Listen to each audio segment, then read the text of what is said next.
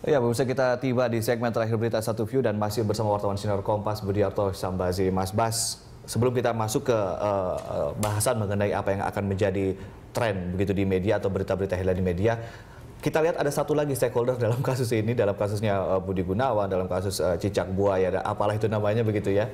Ada satu lagi stakeholder atau satu pihak lagi yang namanya DPR. Bagaimana peran DPR dalam hal ini? Kok kesannya mereka hanya melihat atau jangan-jangan mungkin dibiarkan aja nih berlalu begitu? DPR kalau kemarin itu sempat ya, kalau kembali ke istilah bola liar ya, bola panas, mereka menerima bola panas waktu fit and proper. Sorenya langsung ke rumah BG ya, lalu cepat besoknya sidang paripurna. Selesai kan? Sudah kan? Jadi ada kesan DPR bertindak cepat ya. Suka atau nggak suka ini bagus. Harusnya presiden kayak begini, cepet, tak, selesai, udah. Setuju nggak setuju ya? Tapi bagaimana peran dari DPR sendiri? Kalau peranannya, saya kira, ya ada pihak-pihak mencurigai memang DPR mempercepat proses untuk melemparkan kembali bola panas ke istana. Ada yang suzon kayak begitulah kira-kira. Perlu nggak masuk ke kasus ini? Iya, kenapa? Perlu nggak masuk ke kasus ini, mungkin lebih berperan aktif dalam kasus ini? Saya kira nggak juga ya. Ini udah ranah eksekutif ya. Untuk apa ikut-ikut? Toh mereka sudah mengerjakan tugas. Ya, dan sekarang kita melihat perkembangan baru yang cukup positif, yaitu menteri-menteri sudah mulai berdatangan ke DPR untuk RDP.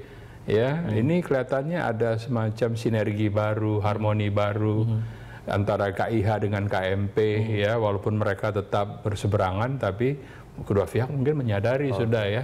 Jadi ini kalau demi kesejahteraan masyarakat silakan terus. Mendingan ya DPR konsentrasi ke masalah-masalah yang harus diselesaikan segera, yang berkaitan dengan nasib rakyat. Nggak usah terlalu ikut campur dengan masalah ini. Oke, kita tinggalkan kasus cicak buaya jilid 2 ini, dan mungkin kedepannya media akan menyoroti apa saja nih isu-isu yang akan menjadi headline, mungkin menjadi trend topik di. Kalau media sih mengharapkan ya namanya cicak versus buaya jilid 2 bersambung ke jilid 3.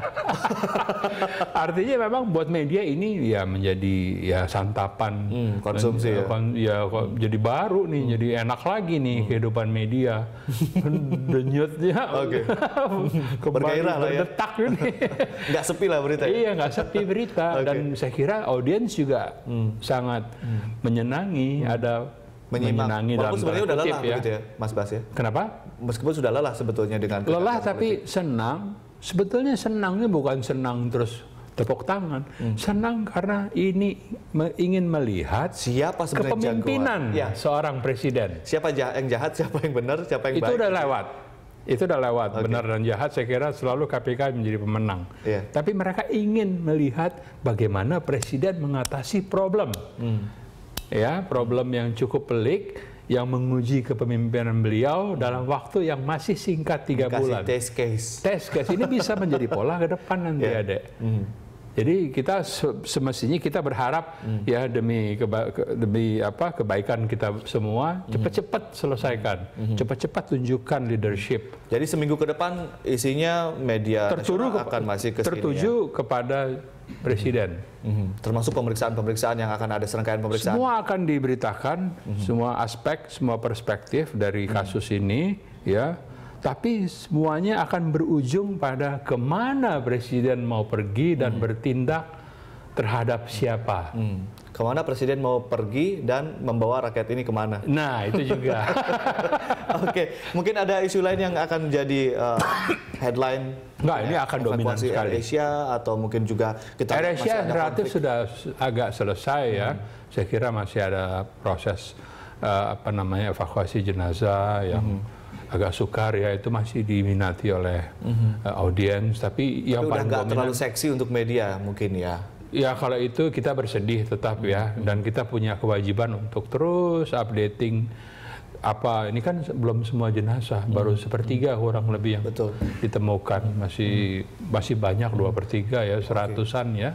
Oke, masalah media internasional juga yang menyoroti tentang Charlie Hebdo yang terus sepertinya ada bensin, ada api begitu dan masih besar-besaran. Charlie Hebdo masih dan media-media Barat masih mau merilis karikatur-karikatur itu, bagaimana, apakah menjadi? Iya, kalau buat media lokal di sini sih saya kira sudah agak berkurang. Proximity-nya kurang begitu ya? Iya, karena masalah sensitif ya. Media kita punya kebiasaan menahan diri karena ini sensitif. Kita masyarakat yang majemuk, makanya kita nggak akan terlalu terlibat dalam. Ya kalau ada yang mungkin kasus yang sangat menonjol kayak ada orang dibunuh oleh teroris, ya itu masih. Tapi kalau udah sampai macam-macam ini udah kurang menarik ya. Oke, jadi belum klimaks ya untuk kasus cicak buaya ini? Belum.